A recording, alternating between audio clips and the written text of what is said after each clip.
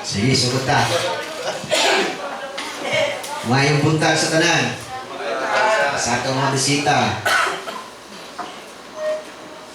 Karon ang ika-20 City na regular session, January 20, 2026. This regular session is now called to order.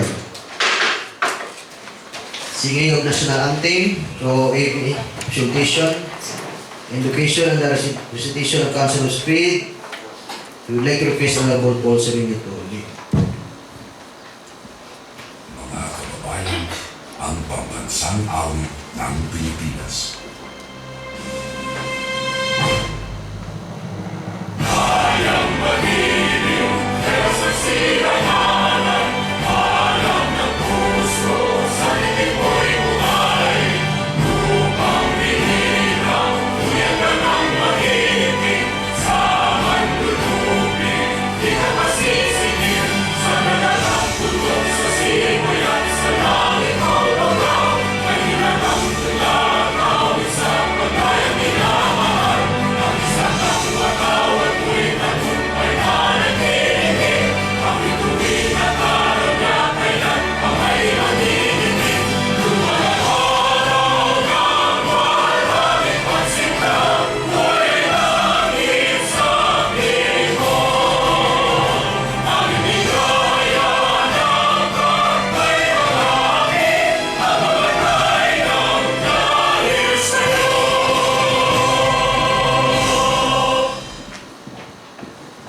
Sa ngalan sa mahal sa anak sa Diyos sa Espiritu Santo. Amen. Daigon ka, mahal sa imong way kulitubang kahon. Daigon ka sa tanang butang sa kalibutan. Salamat sa gasa sa kinabuhi. Salamat nining dakong higayon ngayong gihatag kanamo. Sa makausapa, nagkatapo kami. Isip ko sa kapamilya. Aron paghisgot sa mga mayroong butang ang kabahin sa kalambuan sa lungsod sa inyo. Pinakapunta na nandagan mo ang mga panguna-una o kasing-kasing aron makakapot kami sa mga butang na gusto na mo mapaabot sa katawhan. Kinatala mo sa amin ng mga malawat, pinagkasuan mo. Amen. Sa samahan sa anak sa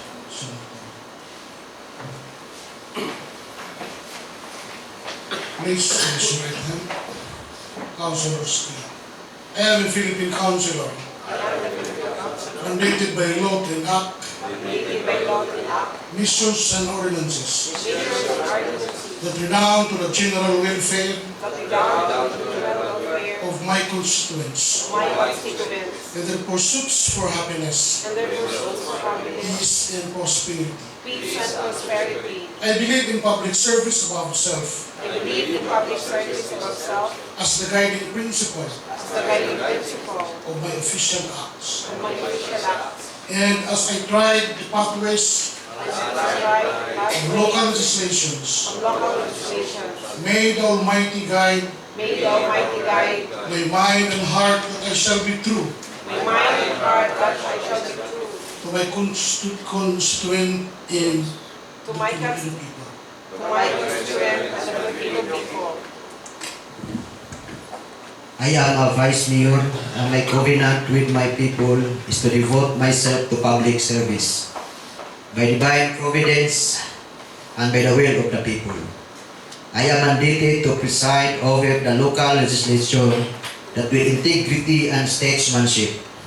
I shall lead the local legislature to enact measures and ordinances for the common good and fulfill my people's aspiration for happiness, peace, and prosperity. May the Almighty God help me consecrate myself for the people I am called to serve. Please sit down. Roll call and determination of quorum, Mr. Secretary. Honorable Gailo, Honorable Aurelio, Honorable Tintayaw, Honorable Deloso, Honorable Kame is on medical check-up, Honorable Sereno, Honorable Artisa, Honorable Baler, Here. Honorable Saligumba, Honorable Evangelio, Honorable Gayot, Presiding Officer, Honorable Malak. So we have one member absent, one regular city member. She is on sick leave. This regular session is declared colored. Privilege are privilege speech. Wala? Okay. I have my short tawag na manifestation. Ang atong renewal ng business permit o pag-all applicant is nag-end today.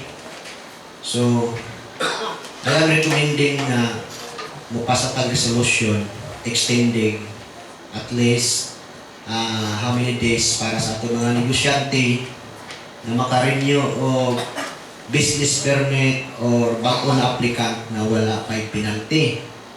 It is allowed in our local revenue code.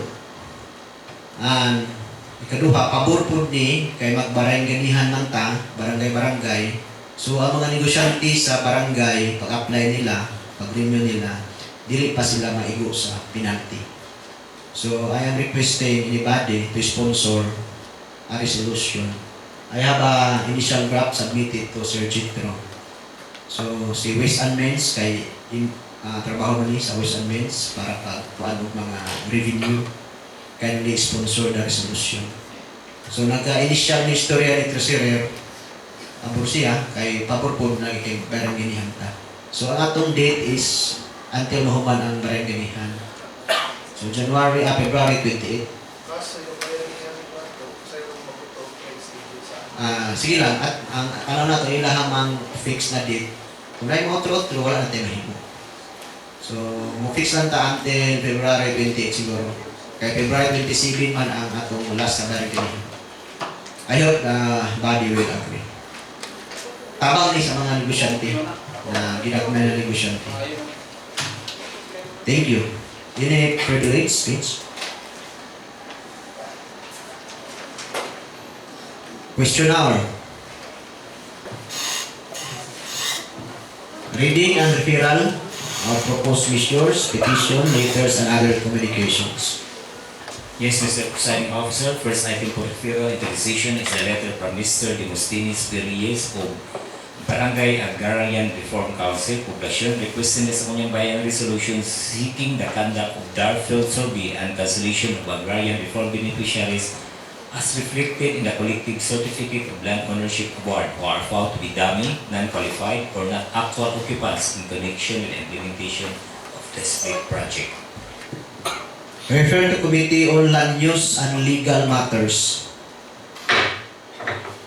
Next item is the annual investment program calendar year 2026 in Barangay San Roque. Committee on Appropriation. Next item is proposed resolution entitled a resolution requesting urging the Honorable Congress of the Philippines, particularly the Senate and the House of Representatives, to enact a law creating and establishing the Linig State College in the municipality of Linig, province of Surigao del Sur. The proponent or author of this is Honorable Momar Cruz. Committee on Education, chaired by Romy Bintayaw.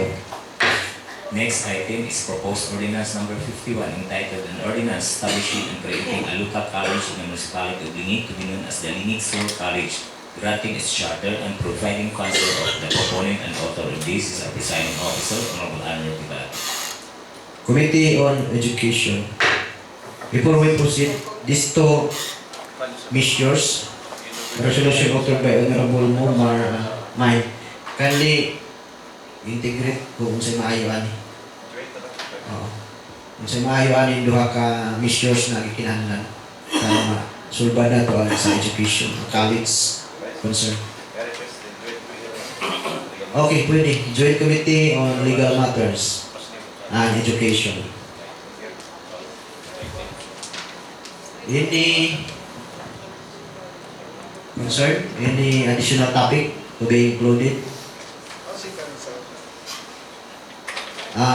Kindly include na lang tong sa akong request na extension of anong tawag ito? Tax business renewal or until February 28. So, refer to Committee on Ways and Means, Honorable Aurelio.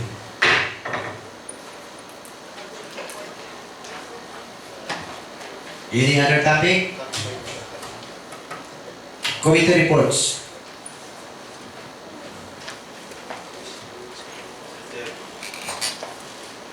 Honorable Saligumba, our ABC President, is recognized.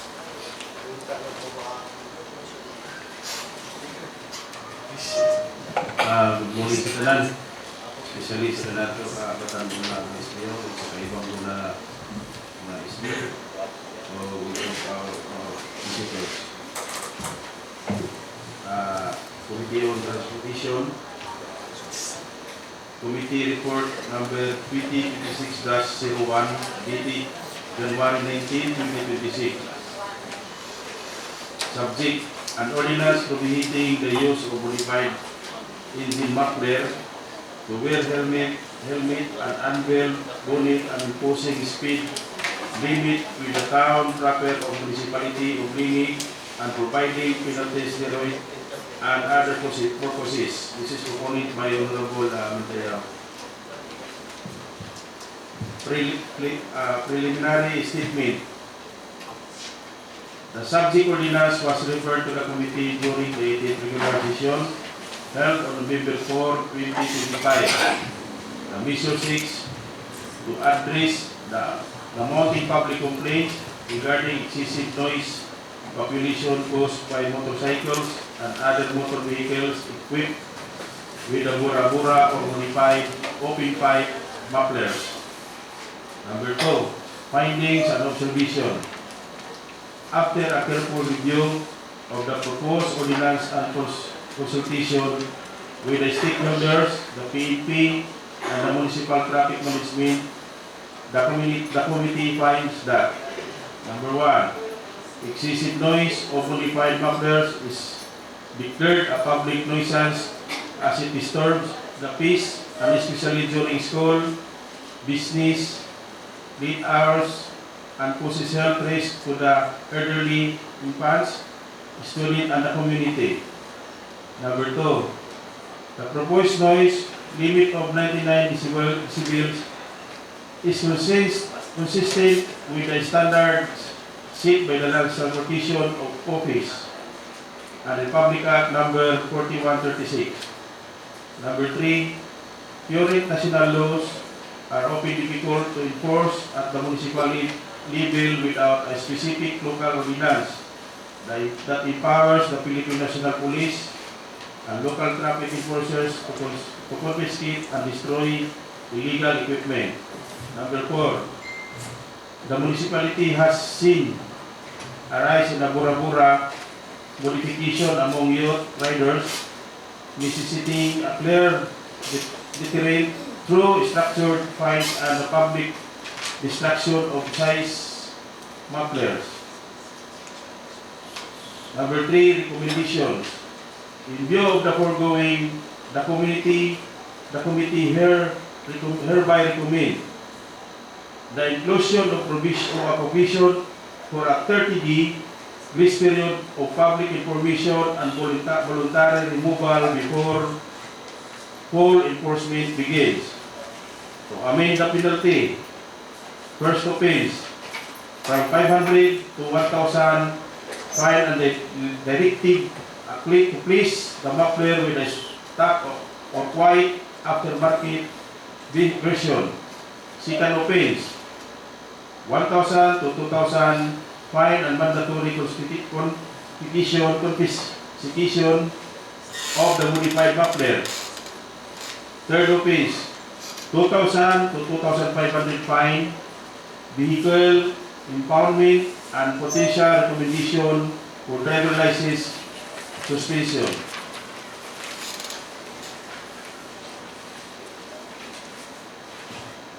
Procurement of at least 3 calibrated sound level meters for the PNP, for the Lingig PNP and the Municipal Traffic Management Office, meaning it must be included to any supplemental or annual budget or the LCE must provide.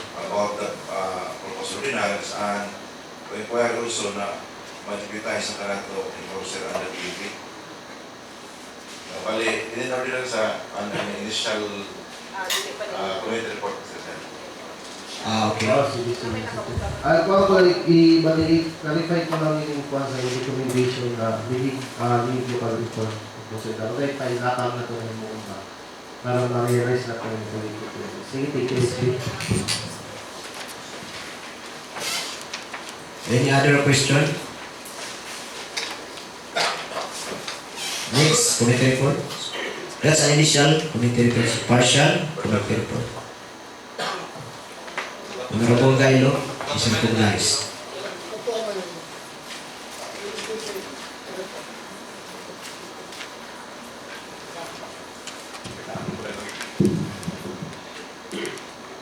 Okay, may buntag sa tanan. Ay, bunta. Committee on Ordinances, Legal Matters, Investigating on Oversight Committee on Public Works, Infrastructure, and Planners. Joint Committee Report, number 2025-03, dated January 19, 2025. Subject, request from the people of Sitio Pamian, Barangay Bugak, for the identification and declaration of the Sitio Pamian. The measures of the committee is in the receipt of the direct petition from the resident of Sitio Pamian, Barangay Bugak, requesting the Sangguniang Bayan to officially identify and declare their areas as an official sitio of the municipality. The findings of the committee and observation upon the careful review and verification of the committee, we find number 1, lack of barangay coordination. The request was submitted directly to the Sangguniang Bayan without an accompanying of resolution or ordinance or endorsement from the Sangguniang Barangay o Barangay Bugak. Number 2, procedural requirements under the Local Government Code of 1991, Republic Act 71-60, the creation, identification, or recognition of sub-unit within the barangay must be originate from or to be conferred with the respective barangay council, as they hold the primary administrative jurisdiction over the territory. Number 3, the barangay autonomy. Bypassing the barangay council violates the principle of local autonomy and the hierarchy of local government units. The Sangguniang Bayan cannot legislate on the internal boundaries of a barangay without the formal participation of the barangay officials. The recommendation of the committee, number 1, return to the origin. The petition be returned to the resident of Sitio Pamian without residence of the future highway. Number 2, referral to the barangay council that the petitioner be advised to first present the request to the Sangguniang Barangay o Bugak for the passage of the barangay resolution in support the declaration. Number 3, technical assistance. The committee will provide technical guidance to both the resident of Sitio Pamian and Barangay Council o Barangay Bugak to ensure proper documentation of the boundaries. The conclusion of the committee, the Sangguniang Bayan remains supportive to the community desire for the official recognition. However, the legal process must be represented to ensure the validity of the declaration. Thank you, Mr. Chair.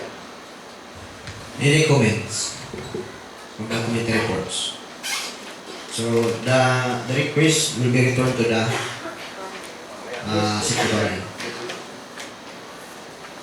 Okay. Any other committee reports? Honorable Deloso.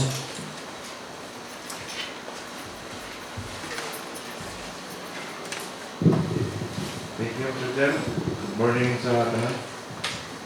Joint Committee on Ordinances and Legal Matters and Committee on Public Works.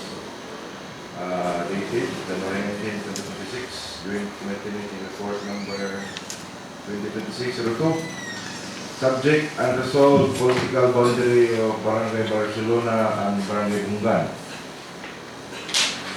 The unresolved dispute was inherited from the 10th Sangguniang Bayan to the current Sanggunian. It was very urgent to resolve this pending argument. Findings: the committee finds the following under the Local Government Code, Section 118, boundary dispute involving 2 or more barangays in the same municipality shall be referred for settlement to the Sangguniang Bayan concerned. To ensure a fair and evidence-based resolution, objective technical data is required to establish the accurate, legally recognized boundary.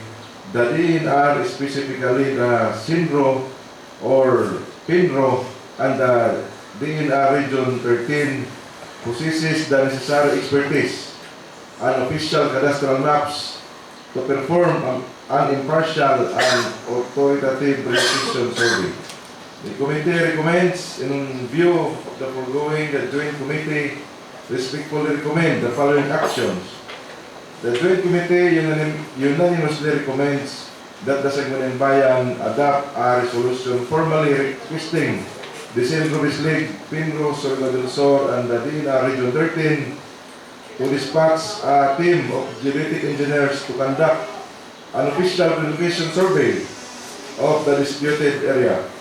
The survey result will serve as the crucial evidence of the Sangguniang Bayan to make an informed and final decision of the dispute. Signed by the Joint Committee Chairman and the members, Honorable Veloso, Honorable Gailo, Honorable Sereno, Honorable Aurelio, and Honorable Paler. Thank you, Mr. Chair. Thank you. Any question, comments on the committee reports? Hearing none.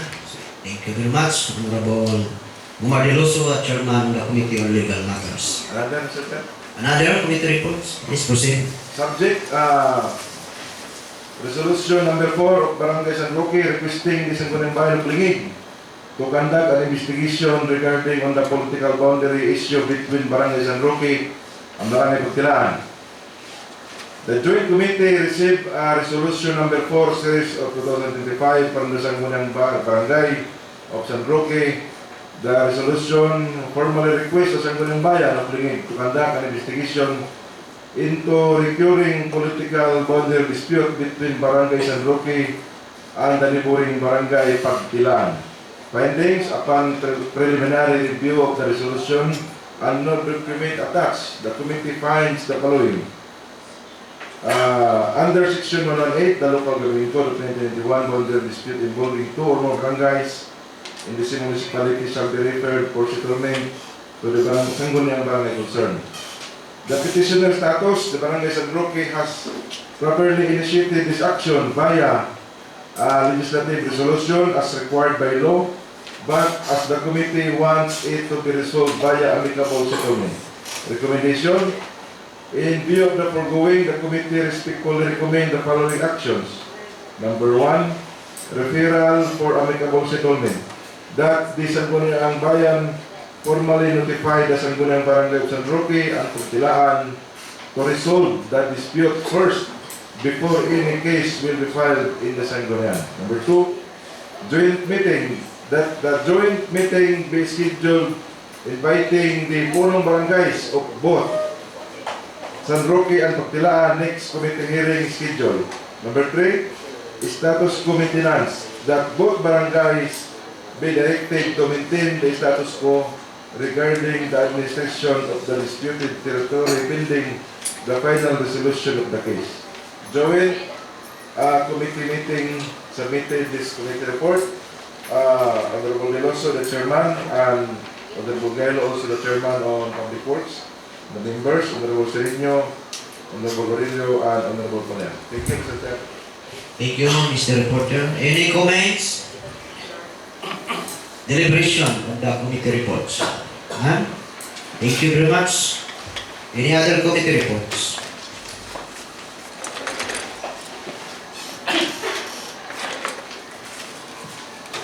Wala na? Committee reports? Calendar of business.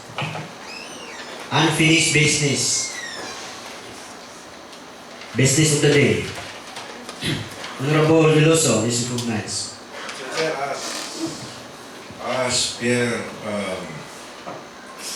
committee report was rendered a while ago, I move, Mr. Chair, for the passage of the resolution addressed to the St. Rubis League Pinro, Sulod del Sur, and the NR 13 to conduct an official verification survey between the disputed area in Barangay Barcelona and Barangay Bungan. Okay.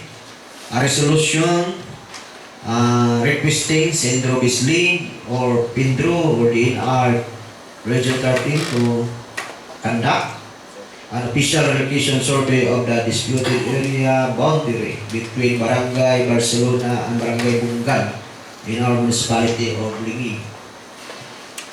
We have a draft resolution. Okay. Any seconder? Yes, Honorable Paul Sereno. follow-up. So, it's not only request. We will urgent them. Urgently request. Okay. Okay. Urgent. A resolution urgent. Okay. Oh, any seconder? Seconded by Honorable Gailo and Honorable Sereno. Any objection? Hearing none, A resolution urging the St. Louis League to conduct official vacation survey of the disputed boundary between Barangay Barcelona and Barangay Bungan is hereby adopted. Yes, any other? Honorable Aurelio.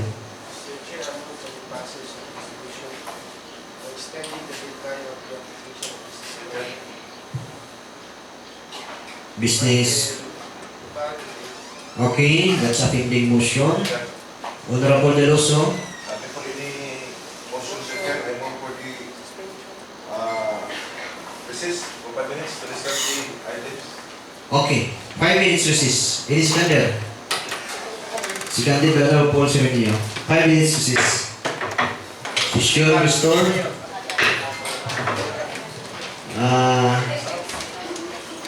I think we need to suspend the roll. Honorable De Loso. I move to suspend the trade rule to pay away the tax amnesty. There was a motion to suspend the three reading roll. Ini Sikander. Sikander by Honorable Sergio, Gailo, Artisa, and Gayo. Three reading roll is suspended. So there was a motion, pending motion of Honorable Aurelio, extending the renewal and the new applicant for business permit until February 27. Ini Sikander. Seconded by Honorable Porcinio, Gayo, De Loso, and Paler. Any objection? Hearing none, the resolution is hereby approved. Okay. Let's restore. Honorable De Loso. Motion to restore the trailing roll. Seconded by Honorable Paler. Any objection? Hearing none, 3 rolls is resumed. Any other topic to be approved?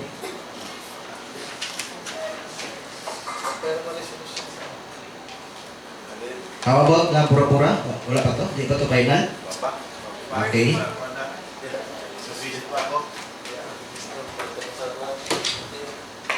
Wala na.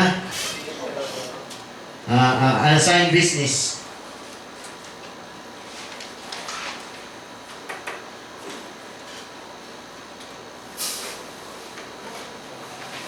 Announcement. Okay, Honorable De Loso. For the adjournment.